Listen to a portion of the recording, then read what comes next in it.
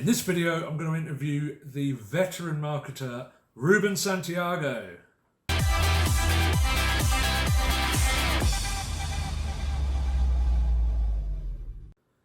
What's up guys, welcome back to the channel. If this is your first time here, hit that subscribe button, the bell notification to be updated on any of my new videos. And in this video, I'm going to interview a good friend of mine, Ruben Santiago. How's it going, man? Awesome, dude. I'm glad you came. He came to visit me. How about that?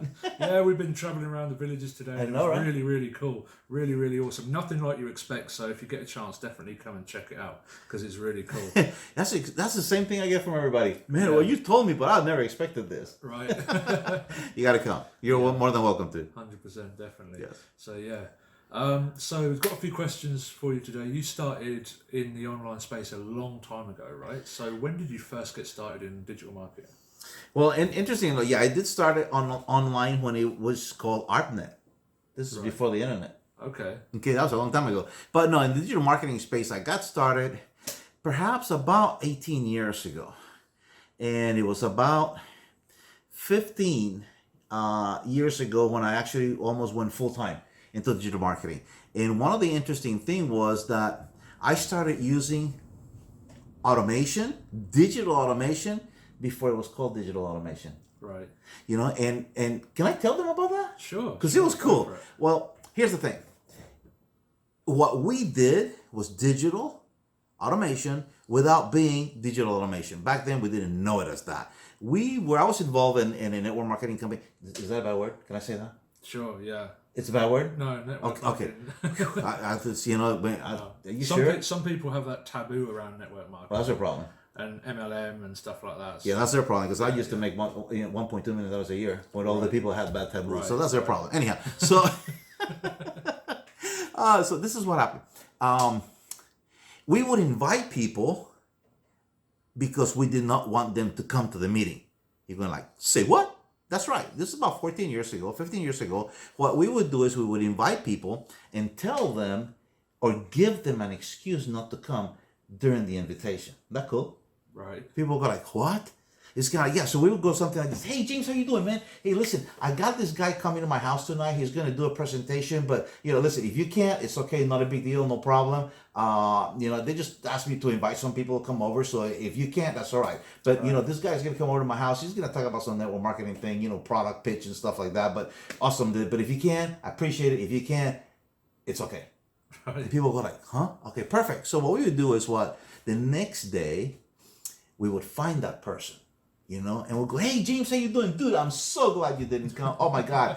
I would have been so embarrassed because the guy showed up a couple minutes late, and then we had all kinds of technical problems, and we couldn't, well, anyhow, I would have been very embarrassed if you had come, But what we did was that at the end of the presentation, we were able to cut a copy of his presentation. I want to give this to you. Now, can you listen to this today? Because I have to give it to my sister. She was at the meeting last night and she wanted to hear this. It's the only copy that I have. So if you can, I'll give it to you. If not, I'll take it to her. So we have scarcity, right? So we're giving it and taking it away. No, I'll listen to it. So of course, we used to use a CD that had no label because we just recorded this. Digital, right? Right. Automation, right? Mm-hmm. So we would pass a whole bunch of these out, and now we came back to the person and would say, what was the best part you liked? And they would tell me, oh man, that product sounds awesome. Guess what? I'm selling product. The guy said, oh man, I like that business opportunity. Guess what? We're signing him up. Right. So we used to use business automation over 20 years ago. We did about 1.2 million. We did it for about 4 consecutive years using that. So that's how I get started with digital marketing. That's cool. So the strategies of marketing haven't really changed. The marketing strategy itself is the same. It's just the names that have changed. Right? The names have changed. The strategies, some of the strategies have been modified. We did that so that we could get that was our lead magnet. That was what people will call, landing page or whatever. But we were able to get a message out. Then, of course, I got a little bit deeper. Our organization grew, to the thousands. So we had to have. I had to learn about sending emails, communicating with people a little bit further down the line. And of course, that grew into, back then, we didn't have the tools that we have today. So I had a server in my garage, with a fractional T1 line coming in so that, expensive as heck, so that I could send my own emails out through my ISP. borrowing. I mean, actually, I did borrow. I had to pay for an IP address. Today, all of those tools are found in easy to use platforms. Right. You know, so It was a lot harder back then to get something on. it was. It's expensive too. To maintain. But just a few years ago, before all of these like drag and drop stuff come out, it was still hard to get the site developed, get it uploaded to a server, and if you wanted to make a change to it, you had to pay developers and programmers to make these changes, and sometimes it would take ages, right? You know, one of the things that I found was that yes, you had to hire programmers to do it, and then sometimes, you know, we used plugins and different things for our websites, and something inevitably will always be an update or something would happen, and it would be on the weekend. You know, and of course somebody tells you, hey, your website's down, and you look and you go look at it and something's wrong, and you got to hire a developer somewhere on the other side of the world, trust him with a username and password, and hopefully that he can fix it on Sunday evening, and you know, for an arm and a leg, because you don't want your family and friends to see your website down on Monday. No, right. You know, so you have to get everything, you know, so yeah, it was very stressful to get it done that way. Yeah, I can imagine. So when you first got started in the online world, I guess you were an entrepreneur before that, right? Yes. Yeah? Yes. So how long have you been an entrepreneur for all your life? I think I've been employed a couple of times, but for very short periods of time. It's very hard once you get bitten by the bug to punch a clock for somebody else. Yeah, right. You know, so there are a couple of times where I had to, for different reasons. They were to my benefit, but yeah, no, I've been in the entrepreneurial space, you know, for most of my adult life. Awesome. You know, so awesome. So when you first made your first sale online, what did that feel like to you? you know, the first sale online. Oh my God. There have been a couple of firsts. Right. You know, because there's not only that one first. You try something new, and you make that first sale with that new thing, and it's kind of like, oh my God. And really, a lot of times, what it becomes a proof of concept.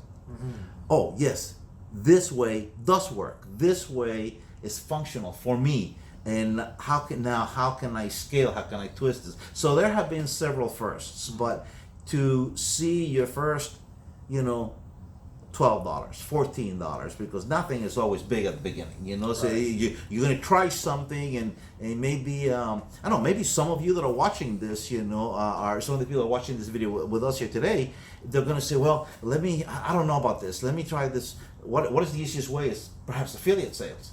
You know, it's the easiest way to get started in the online space, because you can go to somebody who already has a product, somebody who already has the means of making this product available to the public, and they just need a voice to take it to a new market. And maybe you say, okay, listen, I like this product, and then you're going to say, you know what, I know some people that can benefit from this. And you go to the person and say, hey, can I promote your product? And he says, sure, here's a link. They give you a special link.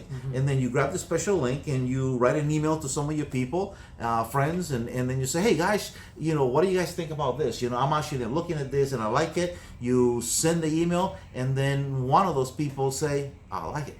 And they click on it. And next thing you know, you get a little email on your phone and it says like, ding, you make some money. And you're like, oh, that could be your very first dollar.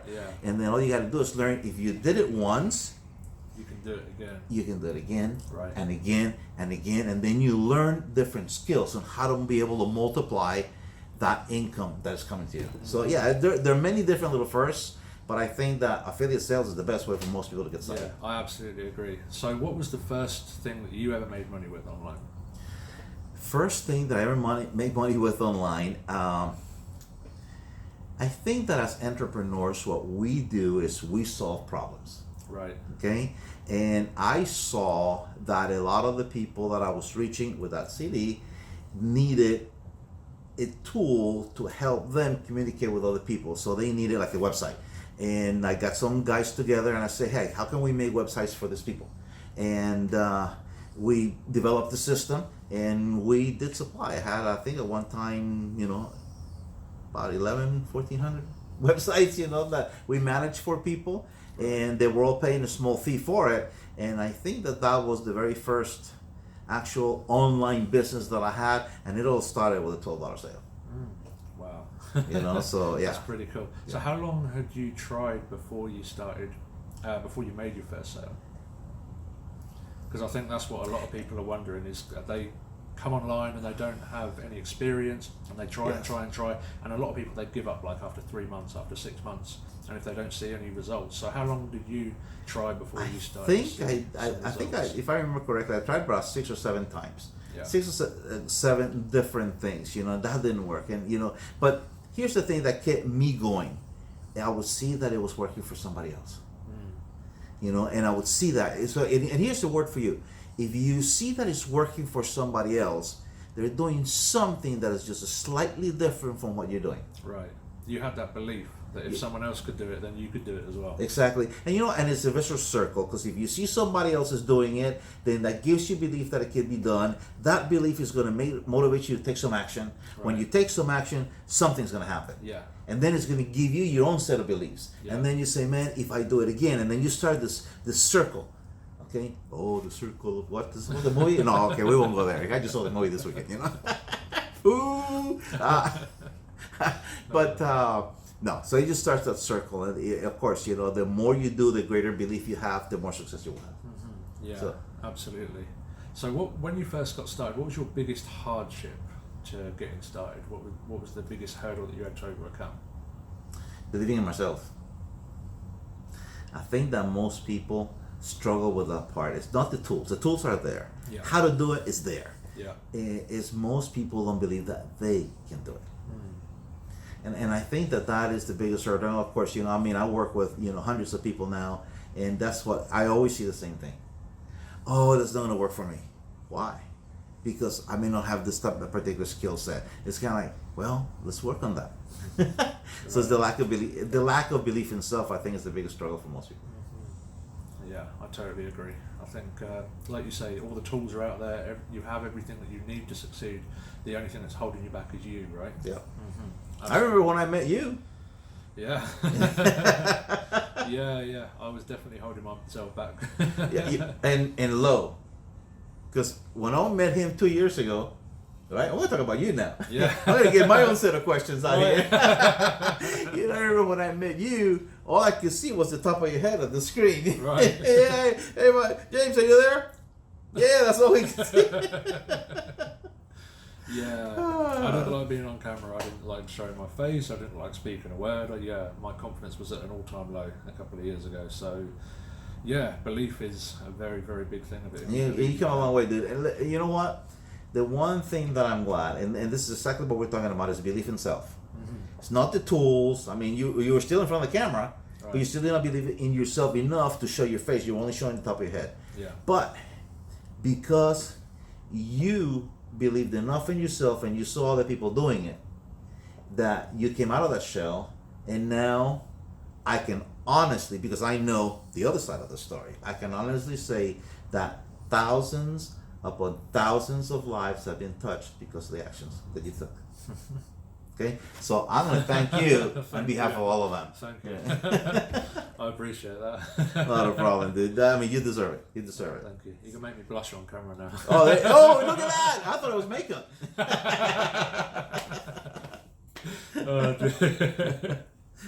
He's got more questions.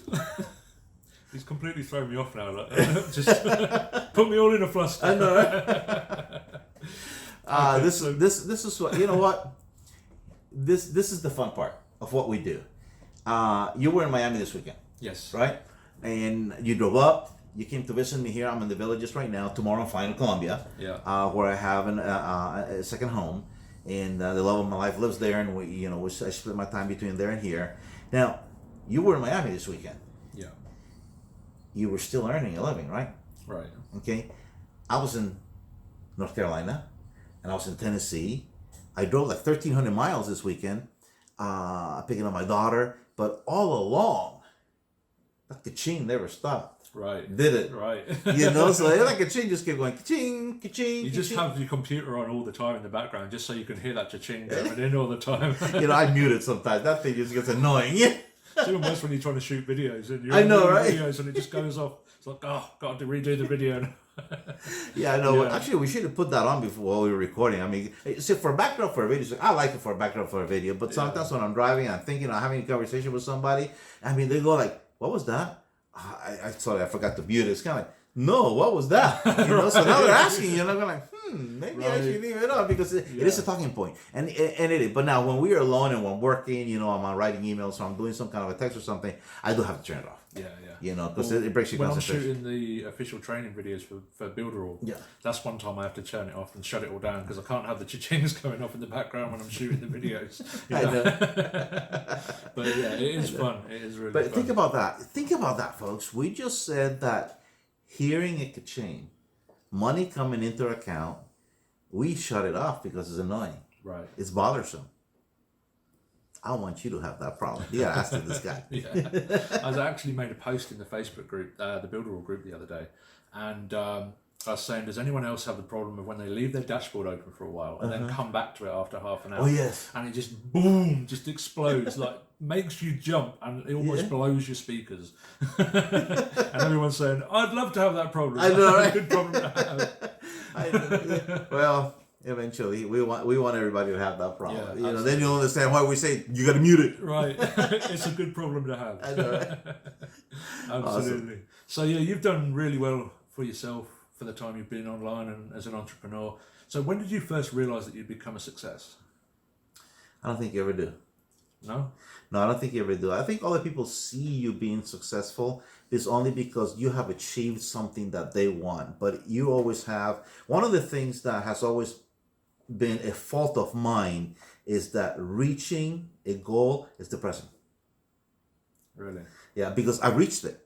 I'm there. Right. Now I got to come up with another one. So I've learned through the years to always have my goals in levels or scales. Okay, so this is the project for now, but this is part A of a series. Okay, so now I don't happen to reach a goal anymore and feel empty-handed when I get there. Right. Like, okay, now what? I did it. Always be moving forward with it. Exactly. So so maybe you want to call it moving goals and something like that. But no, there's certain expectations that I have, things that I must accomplish and do in certain periods of time, but they're part of a bigger picture. Right.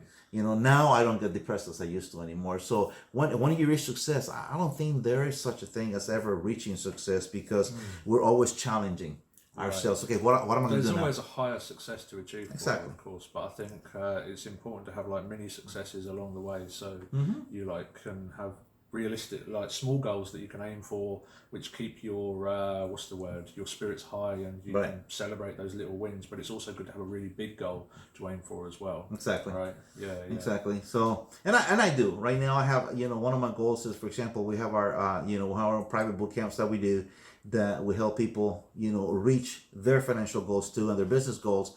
And to me, it's very fulfilling. And now we're starting to cap it because we've had the opportunity to have large groups of people, and we find that the larger the group, the less effective that we are.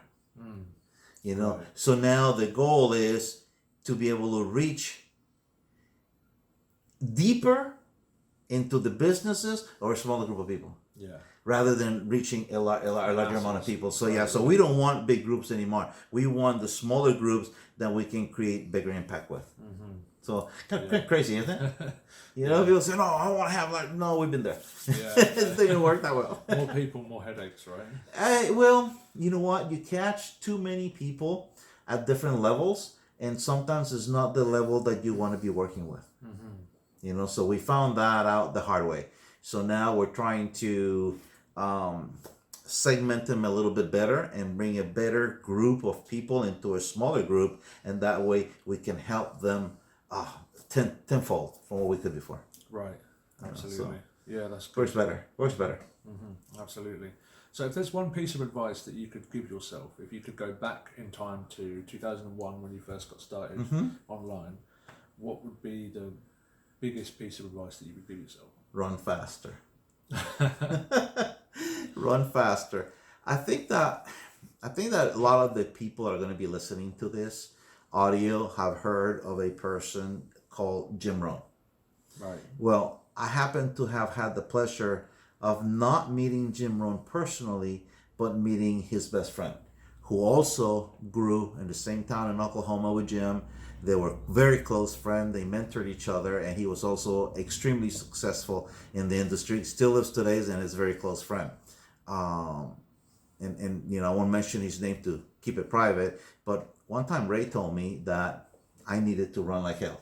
Yeah. When I started, so he said, whenever you start a project, he said, run like hell for your first 90 days, like if your life depended on it. And he said, you will soon see that it will. And I've always kept that in the back of my mind. And when I'm going to start a new project, I'll run like mad for 90 days. And you know what? It sets the pace for everything else that's going to happen after that. So if I was going to go back and do that advice is run faster. And that's for you. Yeah, absolutely. You know, so yeah, I like that. The most important bit is the getting off the ground, right? To get that momentum to go. Exactly, it creates momentum. Right. You know, it creates momentum. It creates a certain synergy that in whatever it is that you're doing, you're going to bring that synergy with you, and those who are closest to you are going to grab it and run with it after that. So yeah, run faster.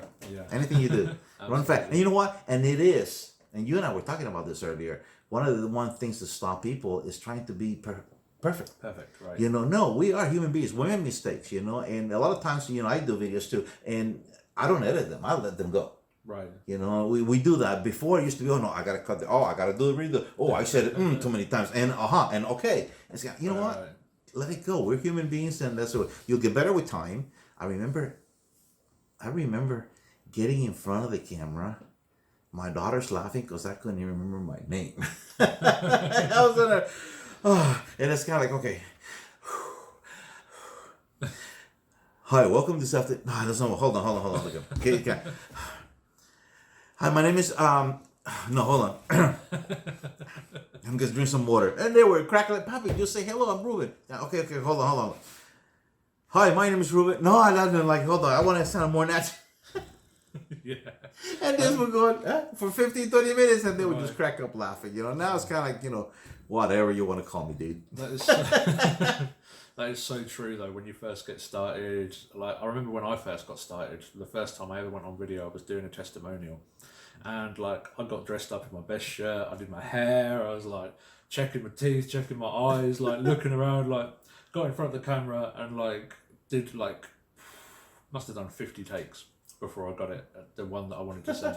And it was just stutter after stutter after like mess up. And the first time you do anything is always going to be the worst, right? It's always the hardest to get over that first hurdle, but with practice and that, it gets better. So yeah, I know exactly what you're talking about. Everyone goes through it. Everybody does. Yeah. Everybody does. The thing is not perfection. The thing is massive imperfection. If you take action, you know, massive action, you know, do it a lot and do it well. And I think it was Dan Kennedy once said, if you haven't pissed somebody off by noon, you're not marketing enough. Yeah. You know, so dude, here you go piss somebody off today. You know, I mean, you know, if you do that every day, I bet you'll be more successful than that person. Right. You know, I mean, you know, English is my second language. Well, I don't even know what it is anymore, but not according to my proofreader. You know? Actually, I got an interesting note from her. I missed a C on a word, and she goes, "Really, Ruben? You want to lick it?" It's gonna no, it's click here. She goes like, "Okay." Oh, yeah, sorry. You know, but anyhow, but here's the thing: if you do it and run like hell, and don't worry about it. I mean, I had people tell me that, you know, your email missed a comma. Or, you know, there's a misspelled word on page 15, you know, of your website or something like that. I'm like, well, you were checking that. I was going to the bank. Right. So it doesn't matter, folks. It doesn't matter. Yeah.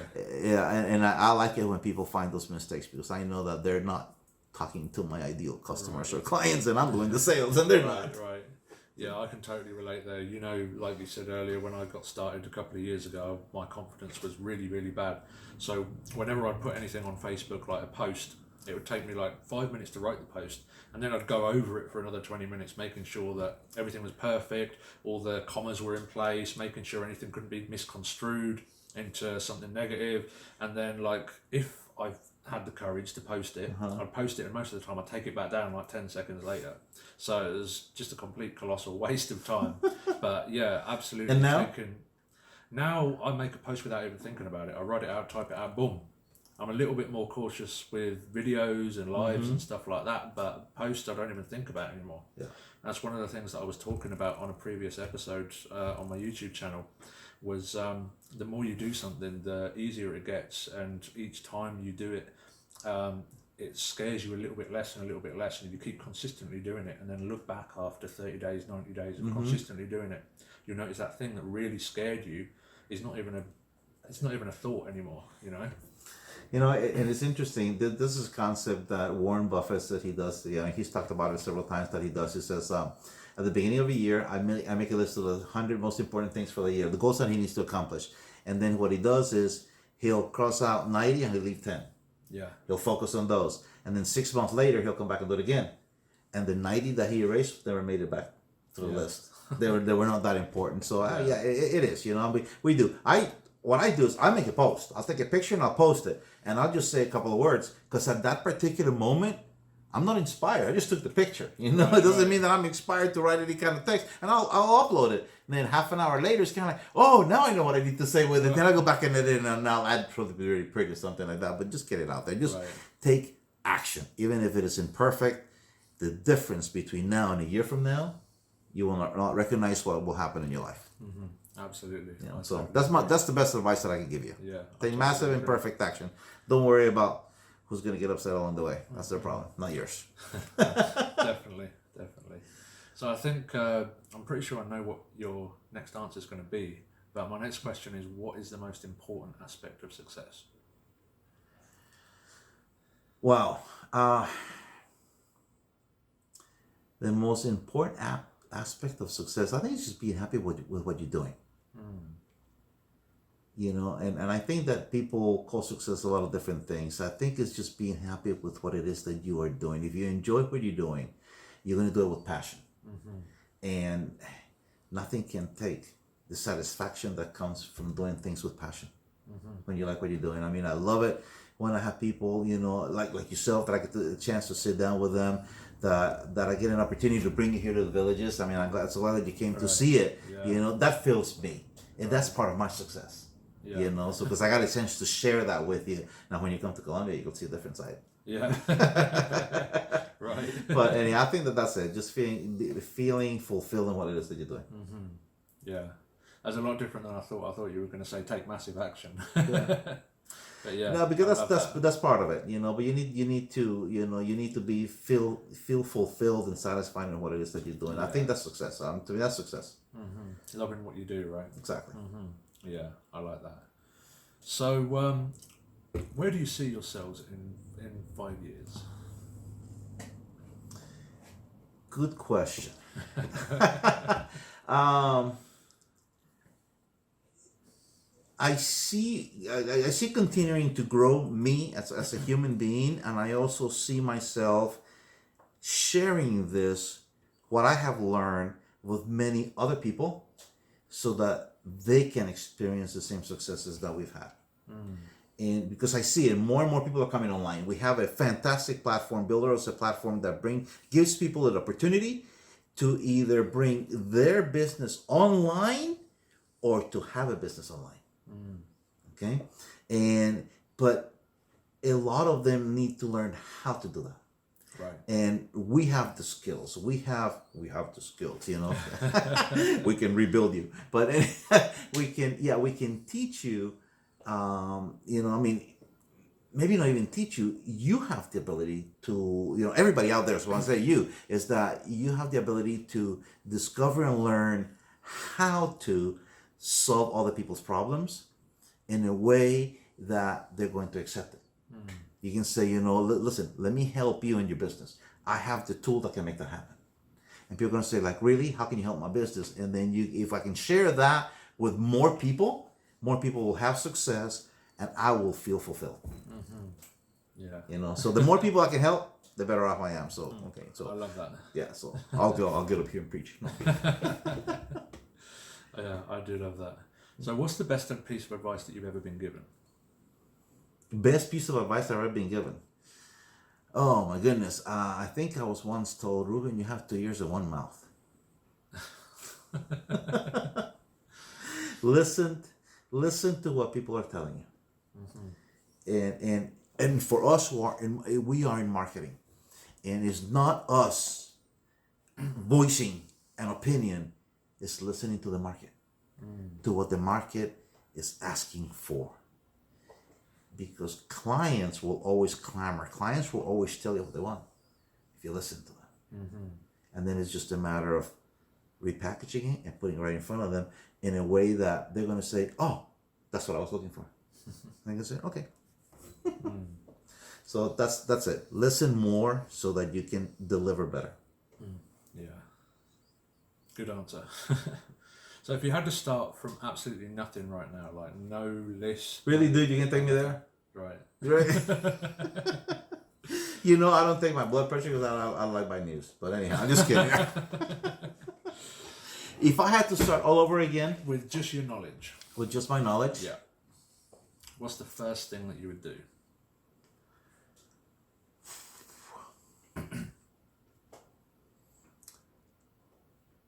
If all I had was my knowledge, the first thing that I would do is I would find a business with cash flow problems quickly and help them solve that problem. For a commission, right? For a percentage. Correct, for a percentage. I would bring something that they needed. Some kind of a tool that they needed, that it didn't take me an investment to create, but it was already readily available. All I have to do is get in front of them because they don't know that it exists and that they needed it, and I'm going to make a commission by presenting it to them. That's a good one. So that's the quickest way, right? That's the quickest way. That's the quickest way because you don't have to create it. It's already in the market. The company is looking for somebody to present it to somebody who has the problem. Somebody has a problem. It's actually looking for a solution, and you're just the person in the middle saying, hey, listen, I got this that can help you. I can help you implement it. And you make a commission in between. Nice. I like that. That's the fastest way to make money. Yeah, definitely. So I've got one more question for you right Yes. now. And in the entrepreneurial space especially, there's a lot of people who get involved and, like we were talking about earlier, they doubt themselves, they don't believe in themselves, and a lot of people quit. In fact, there's a very high percentage of people who don't make it online who do quit. So what piece of advice would you give to people who are doubting themselves and about to give up? Get out of the way.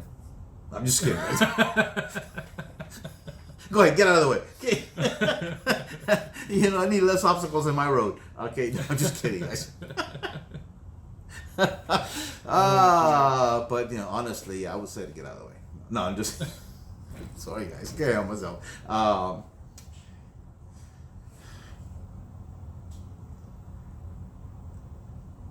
Honestly, if you're doubting yourself, you don't need to be in this game. Yeah. You need thick skin. Okay, the 9 to 5, it's easy.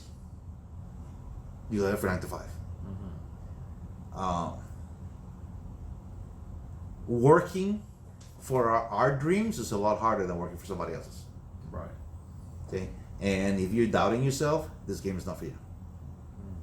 And it's going to be detrimental to your health if you're doubting yourself. You have to come in here with high spirits. You have to come here with a certain belief in self. Yes, I can do this. Because it's going to get hard. So, yeah, what I said jokingly at the beginning, get out of the way, I'm not joking. Right. If you don't have that thick skin to come in here and knowing that this is going to this is not a 9 to 5. You know it. See, I agree. If you just come in and you're starting to doubt yourself, then yeah, it's probably not for you. But if you're close to that breakthrough moment, if you've been powering through for a year or so, or 2 years, and you're just before that breakthrough moment, and you're starting to doubt yourself, but you've put in the work, you've put in the hours, you've had the belief, but it's starting to crumble a little bit, I would say keep going a little bit further. Oh yes, if you're in that situation, yeah, keep going. I mean, you already have skin in the game. Right. You already have an investment. You already know that there's success at the end. Right. Because you can see it in others. You're that close. Right. You know, it's just not happening for you yet. In that case, yeah, keep going. Okay, you know, to quit at that moment, it's what's a good word? It's stupid.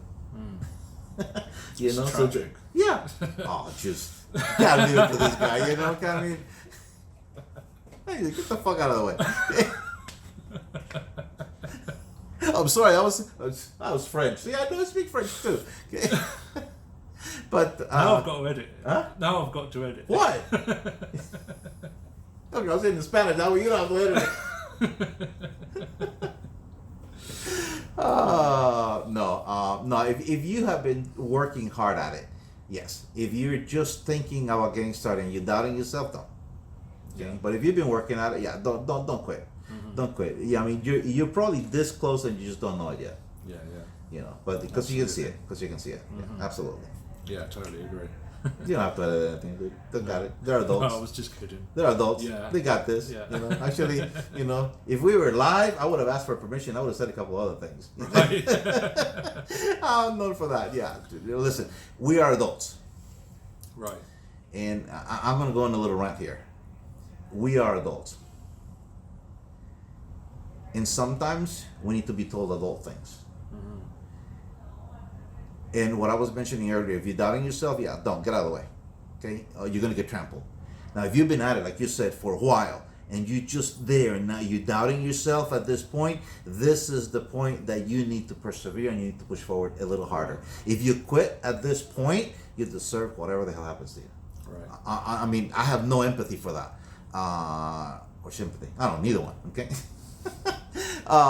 because life is hard. It's not easy. But you will receive the rewards to the efforts that you bring into the game. Right. You know, and that's it. I mean, if you don't, I guess when we were playing sports, and saying, don't be afraid to get hurt because you're gonna get hurt. Right. If you're afraid of getting hurt, don't come to play. Yeah.